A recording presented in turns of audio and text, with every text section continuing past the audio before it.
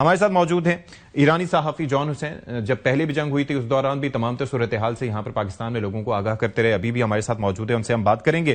اور ساتھ ہی ساتھ ڈاکٹر ہما بقائی صاحبہ بھی ہمیں جوائن کر چکی ہیں, ان سے بھی ہم بات کریں گے. اور جمیل احمد خان صاحب جو کہ سابق سفیر ہیں پروگرام کے اس حصے میں, ہم سے بھی بات کریں گے. جان, آپ سے گفتگو کا آغاز کرتے ہیں. Thank you so much for being with us. اور الحمدللہ آپ محفوظ ہیں اور اللہ تعالیٰ آپ کو اور تمام ایرانیوں کو محفوظ رکھے اور اس خطرے کا سامنا کرنے کی صلاحیت دے. اس وقت کافی چیزیں ہیں ایسی جو کہ جس پہ قیاس آرائیاں ہو رہی ہیں کہ یہ سلسلہ ہے, یہ ہو رہا ہے, اس طریقے سے بمباری ہو رہی ہے. اور ظاہر ہے کہ ایران جس طرح سے ریٹیلیٹ کر رہا ہے تو دنیا کے لیے بڑی خبر یہ ہے کہ اپنے سے کہیں زیادہ بڑی طاقتوں کو جس طریقے سے رسپونڈ کر رہا ہے.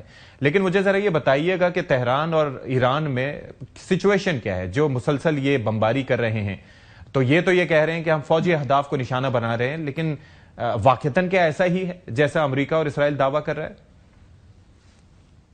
دیکھیں, کاش میں آپ لوگوں کو دکھا سکتا باہر جا کے کہ کس طریقے کی سچویشن ہے. انفارچونیٹلی میں دکھا نہیں سکتا اس لیے کیونکہ میری پرسنلی میں لوکیشن میں اپنی ریویل, کیونکہ میرے اوپر بھی ایک خطرے کا بہرحال سایہ منڈلاتا ہے کہ کیونکہ جرنلسٹ کو بھی آگے جا کے ٹارگٹ کر سکتے جو ان کو لگے کہ جو ہے ایران سے جہاں سے نیوز دے رہے ہیں. تو بہرحال بہت خطرناک یہاں پہ عجیب صحیح ایک ہیبت ناک جو ہے وہ اٹیک ہوتا ہے ایران اور اسرائیل اور یو ایس کی طرف سے کہ وہ ایک کلسٹر فارمیشن کے اندر جب بھی وہ ہٹ کرتے ہیں وہ کلسٹر فارمیشن کے اندر کرتے ہیں. ان کا کہتے تو وہ یہی ہے کہ ہم ملٹری ٹارگٹس کو ہٹ کر رہے ہیں, لیکن آپ مجھے ایک بات بتائیں, ایک ان کا اگر کوئی آفیسر ہے جس کو ٹارگٹ کرنا ہے, وہ نارمل یہ ریزیڈینشیل بلڈنگز میں جنرل جو ہے ان کے ریزیڈینشیل بلڈنگز میں رہ رہے ہوتے ہیں کمانڈرز, $100-200 ان کی تنخواہ ہوتی ہے.